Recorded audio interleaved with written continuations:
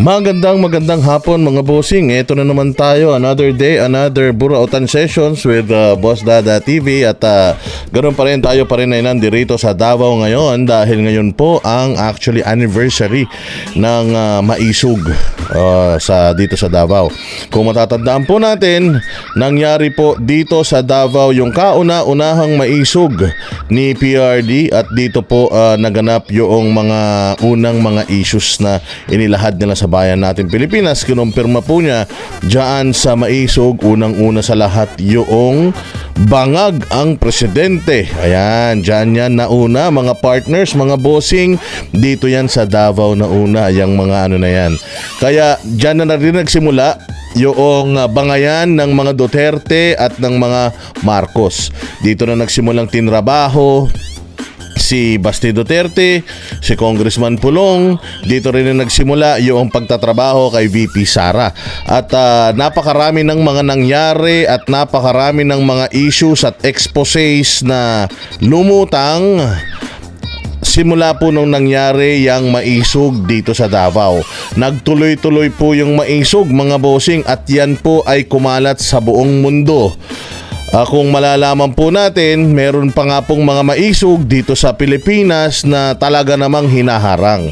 Unang-una pong hinarang mga bossing yung gaganaping Maisog dyan sa may Bulacan, sa may Bustos, Bulacan. Hinarang yan. Pangalawa pong hinarang mga bossing yung Maisog na gagawin sa Tacloban. Kung matatandaan din po natin, dahil po pinayagan ni Mayor Rama ang Maisog dyan sa Cebu, ay na-suspende rin si Mayor Rama dyan sa Cebu. At the history goes on and on and on. Or the story nagtuloy-tuloy na mga bossing. Pero dito po, ngayong araw na ito, nagsimula last year yung kauna-unahang pagsigaw ng mga Duterte sa lahat or paglalahad ng mga Duterte sa lahat ng mga kabulukan ng administrasyon na to, na up to now, until now, hindi pa din po nila sinasagot. Ano ba yung mga issues na hindi nila sinasagot? Una, ayan, yung issue ng paggamit ng droga.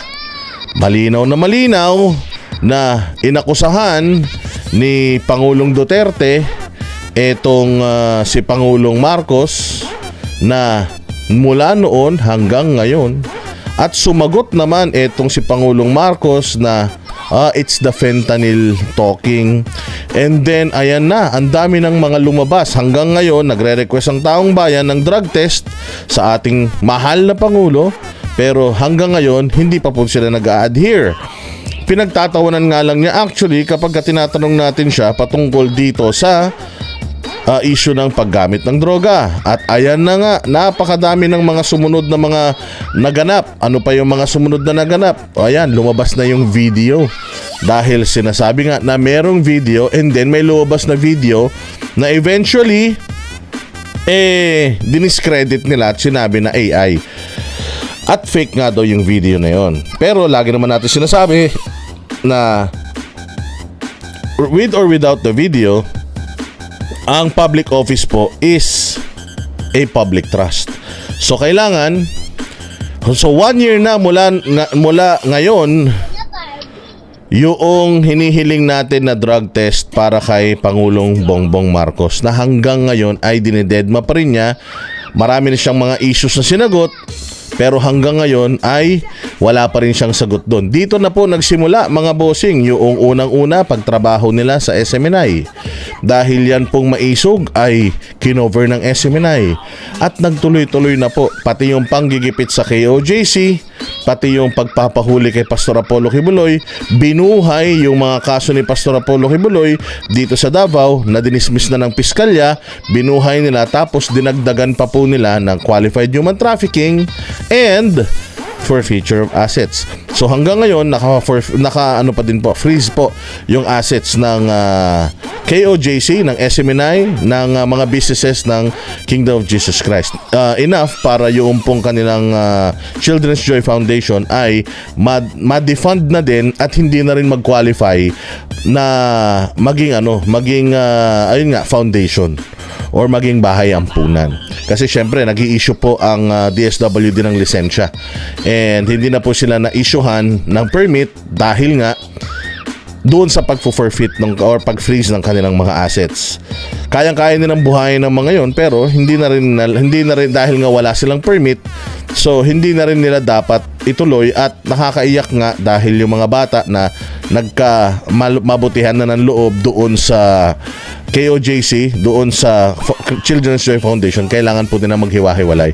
Kailangan po silang maibalik doon sa mga pamilya nila, na rason nga kaya sila kinuha sa pamilya nila, because hindi nga able yung kanilang mga pamilya to take care of them.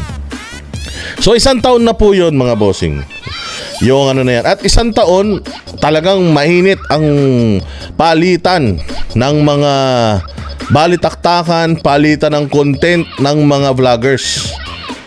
At makikita natin na sa mga vloggers sa kabilang side, very critical din sila, and talagang grabe din yung atake nila sa mga Duterte, troll farm sa mga Duterte, kay VP Sara. Nakita naman natin kung ano-ano yung mga pinapakalat nilang issues. Yung mga vloggers sa kabila, pinapakalat na issue na itong si Inday Sara ay meron daw lalaki, basketball player, ganito, ganyan, na hindi na daw sila okay ng kanyang asawa, and so on and so forth. So, yung kabilang kampo ng mga vloggers, marami mga fake news talaga na ipinapalabas, at ina-address po ito ni VP Sara. Every time na siya po ay nagpapa-interview, sinasabi niya yung, kumbaga, kung ano yung bato sa kanya, sinasagot niya. Oo, ngayon tayo bilang mga bukas ang mga mata, nakikita natin na marami pong mga propaganda against the Dutertes. Ang ginagawa po natin proactively is nilalabanan po natin yung propaganda, yung pangdudumi ng kabilang grupo sa grupo ng mga Duterte. So tayo po ay nagko-content, nagpapakita tayo ng ating ng mga pruweba sa mga bagay-bagay na mga pinag-uusapan natin. Malinaw na malinaw po yung ating mga pruweba. Yung kabila, lahat puro istorya, pero tayo lagi, pag tayo ay naghahatid ng mga balita, meron talaga tayong balitang nire-reaksyonan, at meron tayong mga pruweba na ipakikita kapag meron po tayong nire-reaksyonan na mga bagay-bagay. Suma total, nagre-research po tayo, alam po natin yung ating mga pinagsasabi. Ngayon, dahil nga, mga bossing, ang mga vloggers ng mga Duterte ay matatalino, magagaling, gusto po silang patahimikin. Dahil po simula ngayong taon na ito, ngayong araw na ito, nung last year, nagsimula yung ating laban patungkol sa pag-expose ng lahat ng mga kabulastugan ng mga nasa gobyerno, enough para trabahuhin, una, SMNI, sila Pastor Apollo Kibuloy, trabahuhin ng mga Duterte at lumaglabas ng mga black propaganda sa mga Duterte. Anong ginawa ng gobyerno sa mga Duterte? Ayan, nagsunod-sunod na yung mga inquiries. Unang tinrabaho yung prangkisa ng SMNI, and then after, yung gikan sa masa ni PRD, sinuspend. Tapos, ang mga sumunod, ayan na, may mga kaso na, binuhay na naman yung war on drugs case. Yung Pogo, idinidikit sa kanya, at yung kung ano-ano pang mga krimen, yung idinidikit sa kanya. Kaya nabuo yung Quadcom na yan. Una is, sinasabi nila na itong Alice Guo, spy, ganito, ganyan. Itong Alice Guo daw ay konektado sa mga Duterte. May nakita lang sila na picture nung dalawa na magkasama, kino-connect na sila. Hanggang ngayon, hindi pa nila napapatunayan yung connection ni Alice Guo sa illegal na Pogo. At si Alice Guo, di pa rin nila napapatunayan na isang spy. Pero eto, dahil nga wala nang patutunguhan yung kanilang hearing na yon, at lumabas doon sa hearing ng Quadcom na itong si Alice Guo ay parang lumalakas palalo, parang mas lalo pa siyang ginugusto ng tao, na yung ginagawa sa kanyang panggigipit ng mga congressman ay tila mo naging mabuti pa yung epekto sa kanya. Mas nakilala siya at mas minahal siya ng taong bayan. Marami nagpunta sa kanyang bayan ng Bamban at nagtatanong-tanong sa mga tao doon, at ang daming mga vlogs na nagkalat na sinasabi ng mga residente ng Bamban na mabait na tao daw to si Alice Guo, at wala silang problema dito sa mayor nila na ito. So itong magaling na mayor nila tinanggal sa posisyon at hindi na makatakbo sa susunod na eleksyon. So sinira nila buhay ni Alice Guo. So ganun din, dahil nga nakikita nila na parang mas nagiging paborable kay Alice Guo yung ginagawa nilang pambababoy, imbis na magalit kay Alice Guo, yung mga tao ay lalong sumikat at mas lalo pa siyang nakilala. Nakita pa ngayon yung mga magagandang nagagawa niya sa kanyang probinsya. So dahil wala nang wala nang traction yun, nakikita nila na mukhang bumabalik na sa kanilang mga pagmumukha yung ginagawa nila dun sa tao, binuksan nila yung war on drugs. binuksan nila yung matagal nang namatay na war on drugs ng Administrasyon Duterte na imbestigahan na yan ng Senate, binuksan nila ulit gamit yung 4 na komite, yung Quadcom, komite ni Dan Fernandez, komite ni Barbers, komite ni Abante at kung sino-sino pa. At doon na nagsimula. Ang dami ng mga pinatawag, ang dami ng mga nakakulong, ang dami ng pinakulong. So ngayon mga bossing, ang daming mga nangyari, ang daming mga exposes, ang daming mga issues ng gobyerno, meron pang rally, may impeachment na tumatakbo para kay VP Sara. At mukhang overwhelmed na yung administrasyon dahil sa dami ng iskandalo nila, hindi nila alam kung anong gagawin nila para sagutin lahat ng mga iskandalo na to. Kaya anong issue ngayon? Kaya nakilala itong mga iskandalo na to at finalo itong iskandalo na ito dahil sa mga reports ng mga vloggers. Dahil sa mga vloggers, nagkakaroon na ngayon ng idea yung mga tao kung ano talagang nangyayari sa bayan natin Pilipinas.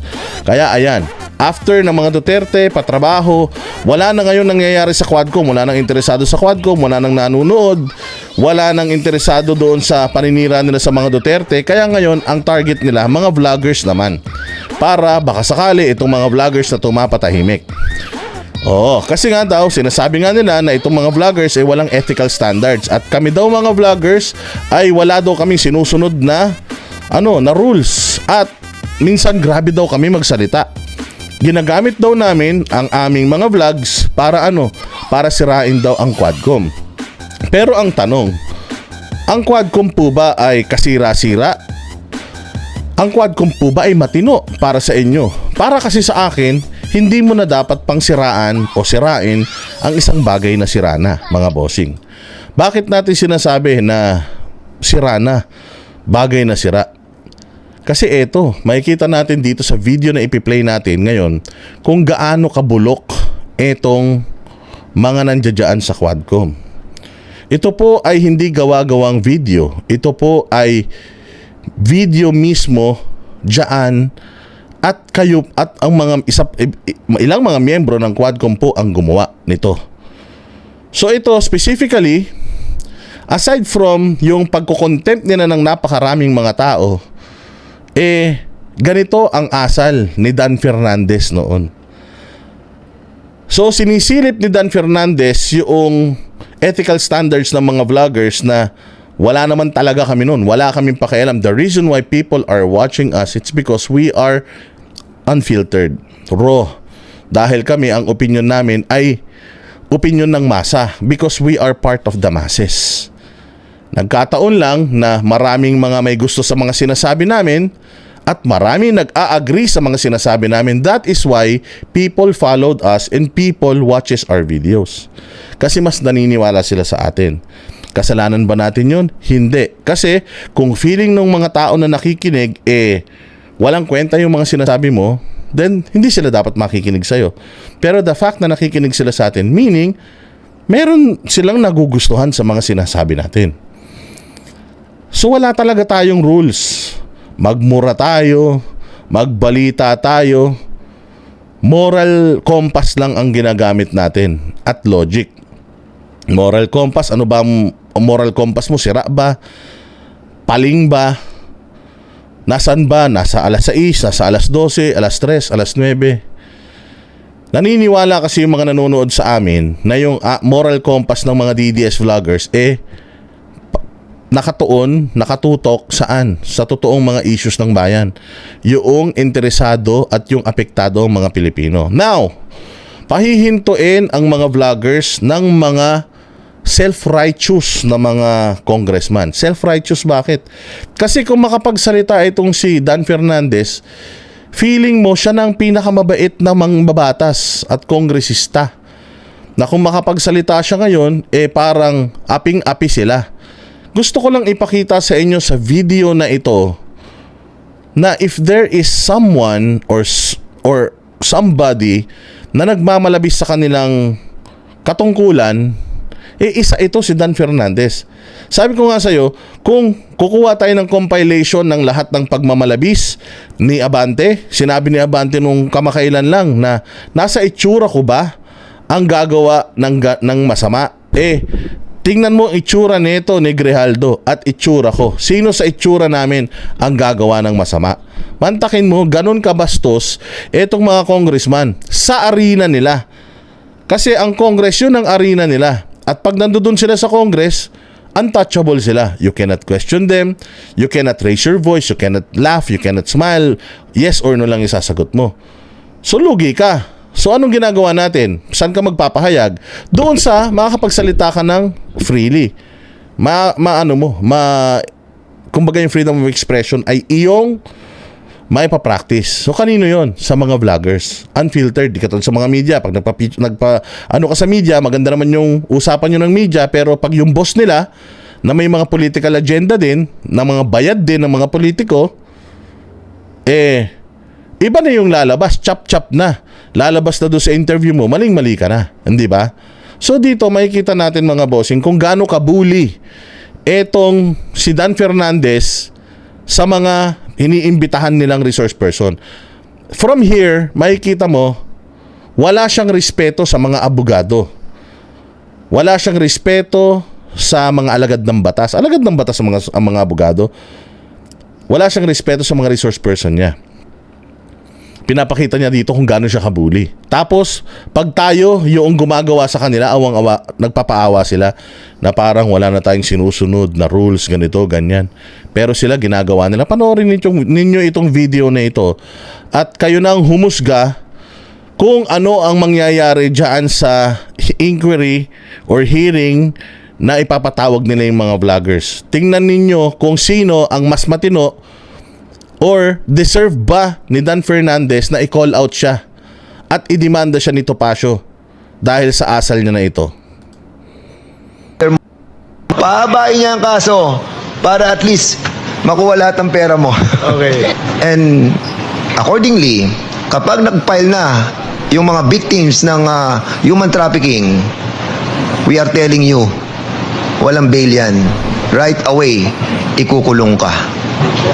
So, Mr. Chair, I want to give to Ms. Cassandra Leong this Republic Act number 6981 para for her to contemplate while she's in our custody. Kasi basahin mo mabuti to. We are helping you. Huwag kang maniwala sa mga lawyer mo. Ayan. So, binibigay niya mga bossing itong papel na ito. Ito yung ino-offer niya yung immunity kay Cassandra Ong na according to some law experts, hindi dapat ginagawa ng isang mambabatas kongresista kasi nga hindi naman kayo korte. So hindi mo dapat ibinabargain yung mga bagay na hindi mo kayang ibigay. Which is ang pagbibigay po ng immunity is hindi po yan pwedeng ibigay ng isang congressman. Ang makakapagbigay lang po ng immunity yung korte. Yun lang. Yung mga korte, yung mga abogado, sila lang po ang pwedeng mag-discuss niyan sa isang akusado. And besides, wala pa naman pong kaso noong mga panahon na ito na isinampa dito sa mga taong ito. And yet, binubudol niya na at inaalok niya na ng mga immunity. Daily lamang ang gusto naman. So dito, sinasabi rin niya mga bossing na ang mga abogado daw, huwag kang maniwala sa mga abogado mo kasi uubusin lang niya ng pera mo. Nasa batas po ang right na magkaroon ng abogado. So anong pakialam mo, Dan Fernandez, kung sakali man na ubusin ni Topacio yung pera nitong kanyang kliyente, nasa kliyente pa rin naman niya yung say whether magbabayad siya ng anong amount or kung magkano man or wala siyang bayad o meron, it's up to her. So, sino ka para sirain ang trabaho ng mga abogado na as if lahat ng abogado ganito? Ba, Sir, Dan Fernandez, sigurado ako may abogado ka din. Sigurado ako na when it comes to cases na ipa-file against you or mga na-file na against you, tumatakbo ka din sa mga lawyers and you are also paying your lawyers. So, sino ka bilang isang mambabatas na sirain ang mga abogado? Napakakapal naman ng mukha mo, sir. Is it? They want to prolong your cases. Why? Of course. We know that. Kaya si Atty. Topacio, alam mo yan si Atty. Topacio, ayun, ang daming banat kay Congressman Abante. Ang daming Ayan so nagagalit siya kay Topacio kasi maraming banat kay Congressman Abante. Tingnan pa natin sasabihin niya rito. banat kay Jinky Luistro. Ang Madami daw banat kay Jinky Luistro. Okay, next. daming banat sa akin lingkod. So it's Ang dami daw banat sa kanya. So ano ngayon to? Di personalan, Dan Fernandez, di na may personal lang kayo dyan. Binibismirch ninyo, sinisira ninyo yung reputasyon ni Ferdy Topacio kasi madami siyang sinasabi against you. Anong dapat nyong gawin? Patunayan na mali yung mga sinasabi niya against you. Hindi yung, okay, dahil marami kang sinasabi against us, di hindi ka namin palalapitin sa kliyente mo kasi sisirain namin yung reputasyon mo na niloloko mo lang naman yung kliyente mo Mantakin mo, dininay mo yung kliyente niya ng counsel. Labag po yun sa batas, tagagawa kayo ng batas tapos tinatarantado ninyo yung batas dahil lang si Topacio ay nagpapahayag ng malaya, ine-express lang niya yung kanyang nararamdaman towards you na ganito kayo, na ganito kayo. So binubuli nyo siya dyan dahil may mga sinasabi siya against you. So ngayon, kaming mga vloggers na may mga masasamang sinasabi sa inyo, anong gagawin nyo sa amin dyan? Kung ang isang abogado nga, binababoy-baboy nyo sa inquiry ninyo, paano pa kaya yung mga katulad namin na mga pobreng mga normal na mga Pilipino lang? Diba? Ganito ka bopols, ganito ka dumi, at ganito ka balasubas etong Fernandez na ito. Tapos, sasabihin mo, Fernandez, na wala kaming ethical standards. Samantalang ganito ba magsalita ang mga congressman? Ganito ba ang ethical standards ng mga congressman? Kasi kung ganito ang ethical standards ninyo, pwede kayong mambaboy ng tao sa kongreso, wag nyong pansinin yung ethical standards namin. Dahil kung pwede kayong mambaboy, dapat pwede rin kayong babuyin. Tama? Dapat hindi kayo balat sibuyas. Kasi nga, mga halal kayo ng bayan. So dapat wala kayong emosyon. Kung feeling ninyo mali yung sinasabi namin, di patunayan nyo. Di ba? Patunayan nyo. Mali yung sinasabi mo. Sa katunayan, eto na. Ito yung ebidensya na mali yung sinasabi mo. Ayun, ganun. Para magkaintindihan tayo.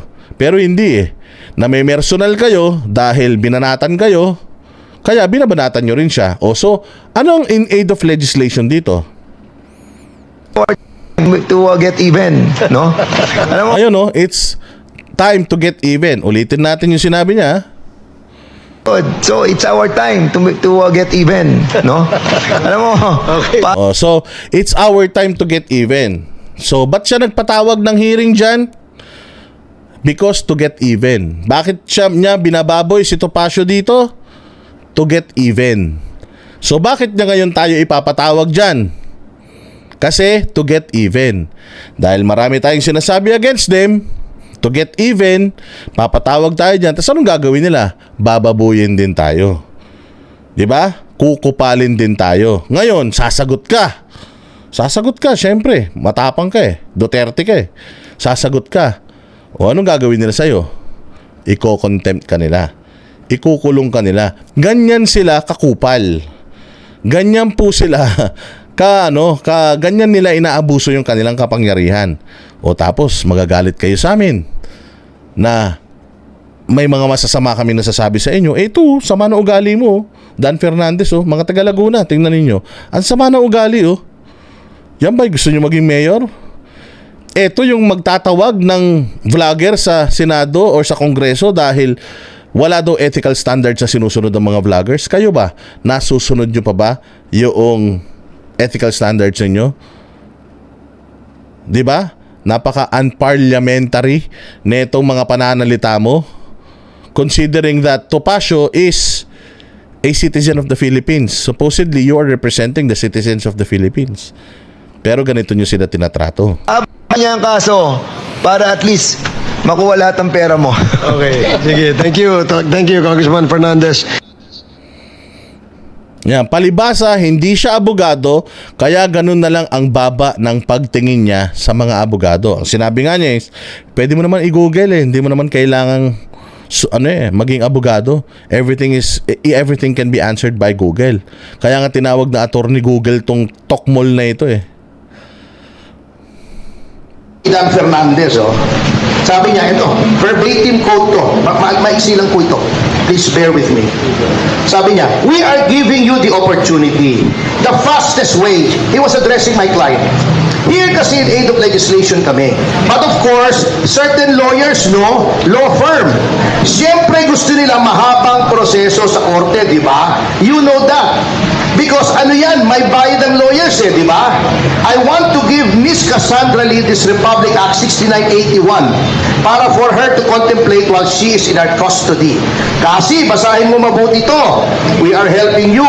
Huwag kang maniwala sa lawyer mo. I mean, let's face it. They want to prolong your cases. Why? Of course, we know that. Kaya si Atty. Topacio, alam mo naman si Atty. Topacio. So now, it's our time to get even. Can you imagine using the legislative bully pulpit to get even? Diba? Ginagamit mo yung Congress to get even sa mga critics mo. Anong tawag dito? Political persecution. Or pag-abuso to sa kapangyarihan. Kasi dapat ginagamit nyo yung halls of the Congress para gumawa ng mga batas na kapakipakinabang sa bayang Pilipinas, sa mga Pilipino. Hindi nyo dapat yan ginagamit sa mga as your personal vendetta. Hindi nyo dapat ginagamit ang inyong kapangyarihan para yung inyong mga kalaban ay inyong to get back at them. Yung mga kalaban nyo sa politika, to get back at them. Yan ang problema. Diyan ngayon papasok yung lagi nating sinasabi na the Congress now is being weaponized to silence their critics and get even or get back to their critics. Yun. Which is hindi dapat. Dapat ang tao merong matatakbuhan. At dapat ang tao, ang matatakbuhan niya Congress, Senate. Kasi nga, considering that ang Congress at Senate ay may co-equal powers with the president, with the executive and the legislative or yung judiciary pala, yung korte. So kapag ang tao merong problema sa pamumuno ng isang pangulo, makakatakbo dapat siya saan? Sa mga ahensya ng gobyerno that represents him or them. Sino yun? Congress and Senate. They are the representative, kaya nga House of Representatives because they represent us. Tayo, walang boses. Ang magiging boses natin sa gobyerno sila. Sila ang magiging boses natin. So ngayon, tatakbo ka. Hihingi ka ng tulong, sasabihin mo, bulok tong administrasyon, Congress, baka naman pwede tulungan nyo kami. Kasi ayaw na namin ito nangyari sa administrasyon. Mantakin mo yung tatakbuhan mo na Congress. Pucha, pepersonalin ka. Yung tatakbuhan mo na Congress, imbis na makinig sa'yo, kukupalin ka. Kasi feeling nila na kapag ikaw ay nagre-reklamo, feeling nila, kalaban ka na nila. Yun ang pinakamali sa mindset ng ating mga mambabatas ngayon. Bakit po natin to sinasabi? Again, paulit-ulit. Kilala na natin itong mga taong ito, si Barbers, si Paduano, si Luistro, yung mga young guns na yan, young guns, sila Gutierrez, sila yung taga La Union, etong si Abante, si Chua, etong si Paduano at si Fernandez. Yan yung mga para sa akin ay naging attack dog ng administrasyon na dapat ay meron silang dapat hindi nila na-impluwensyahan yung isa't isa. Dapat hindi nakapanghimasok ang executive sa judiciary, same goes with sa legislative. Dapat independent yan. Kaya dapat pag nagsumbong tayo bilang sila yung boses natin, dapat nakikinig sila sa atin. Pero anong ginagawa nila sa mga likes of us? Ang ginagawa po nila mga boss, they persecute us. They bully us and they get even sa lahat ng mga kumakalaban sa kanila using the powers na tayo ang nagbigay sa kanila. Imagine, the power that we gave them through democracy, dahil sa election, they are using it against us, to silence us, at ano pa, para yung ating mga karapatang pangtao ay sikilin. Yun po ang pinakamasakit sa lahat. So, this coming election, please, let us vote wisely. We know these people. We know the kinds of these people. We know the likes of these people. Wag na natin silang bigyan ng panibago pang renewal ng kontrata para lang babuyin ang konstitusyon, ang batas, ang pera ng taong bayan. Wag na natin silang bigyan ng kapangyarihan para abusuhin tayo. Bumoto tayo ng tama, mga bossing. Na kaso para makuha niya lahat ng pera mo. That's why I challenged him and I challenge him again. Dan, huwag kang magtago dyan sa likod ng parliamentary privilege. Ulitin mo yung sinabi mo rito. Ulitin mo sa harapan ko. Tignan natin kung ano mangyayari. Ito wag eh. Ayaw magsalita pag nasa labas. Nagtatago doon sa privilege niya. Oh. Duwag ka naman pala, Fernandez eh. Kaya bang yabang mo? Ang late-late ni Topacio, hinahamon ka. O ipatawag mo si Topacio diyan sa Congress, sa hearing mo. Total, vlogger din naman to paminsan eh. Patawag mo. O tas sabihin mo harap-harapan sa kanya na walang kwenta ang isang abogado. Sabihin mo. I challenge him again. Dan, harapan. Sige, sabihin mo sa harap ko yan. Huwag ka namang matakot sa akin. Ang liit-liit ko. May problema pa yung tuhod ko. Pero, ulitin mo sa harap ko. Huwag yung nagtatago ka dyan. Tapang-tapang mo pag nasa kongreso ka eh. Congressman Fernandez. Tapang-tapang mo pala pag nasa kongreso ka eh. Pero pag nanghihingi ka ng boto, halos kumain ka na ng tae. Tamo, hinahamon ka na ni dating ano rin to eh. Alam ko dating nagtrabaho to sa Congress eh, pero ni Attorney Topacio, sabihin mo daw sa kanya lahat ng sinasabi mo, sir. Di yung puro kakabaklaan dyan. Magaling ka lang pagka nandiyan ka sa Kongreso, magaling ka lang pag nagpapa-interview, pero harap-harapan di mo naman daw kayang panindigan yung sinasabi mo. Maglaro tayo sa mga kanya-kanya nating mga playground. Itong playground namin, amin to. If you don't like ang mga content namin, huwag ka manood. Kung ayaw mong nababatikos ka, putang ina mo ka, huwag ka nang maging congressman. Huwag ka nang maging gobernador, huwag ka nang tumakbo sa gobyerno. Gusto mag-artista ka, kahit nga mag-artista, wag na, kasi pag nag-artista ka, ganun din eh. Sasabihin nila wala kang kwentang artista eh. Pero pag private person ka na, siguro naman malaki na rin ang perang naipon mo. Oh, di ba? Siguro naman sa dami ng hearing nyo dyan sa Quadcom, meron nga mga lumalabas na mga issues na 10 milyon bawat isang hearing ang dyan eh. Ang budget, marami ka nang naipon. O gamitin mo na naipon, gusto mo magtanim ka ng talbos ng ng okra. O kaya talong, magtanim ka, mag-farming ka. O wala kaming pakialam kapag pribadong tao ka na. Wala kaming paki. Actually, kahit mamatay ka mamaya, wala kaming pakialam eh. Pero hanggat nilulustay ninyo ang pera ng taong bayan, hanggat inaabuso nyo ang karapatang pantao, makakarinig kayo ng masasakit na mga salita doon sa mga taong nire-represent ninyo. Yan po ang lagi ninyong tatandaan. Okay, at maraming salamat mga bossing sa inyong panonood. Panatilihin po kayo naka-like at naka-share sa ating mga content. At syempre, mag-subscribe din po kayo. Kailangan po, pag nanood kayo rito, naka-subscribe kayo. At pinakamaganda, bakbakan ninyo ng share yung social media. Pakalatin ninyo yung ating mga pangungupal sa mga kupal na mga kawatan sa gobyerno para, sabi nga nila, makabawi man lang tayo sa mga hayop na yan. Hirap na hirap ang mga Pilipino eh. Tapos sarap ng buhay, mga naka-aircon. Libre lahat, libre pagkain, libre transportation, pati mga damit nila tayong nagbabayad, mga medyas, pati mga bigay nila sa mga kalaguyo nila, pambili nila ng mga mamahaling relo, sa atin lahat galing yan.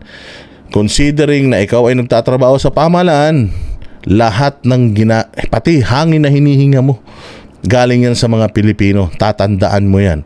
So wala kang karapatan na kitilin ang aming kalayaan, kitilin ang aming mga karapatan. Okay? So wag tayong papayag sa Mayo bumawi tayo sa mga hinayupak na ito.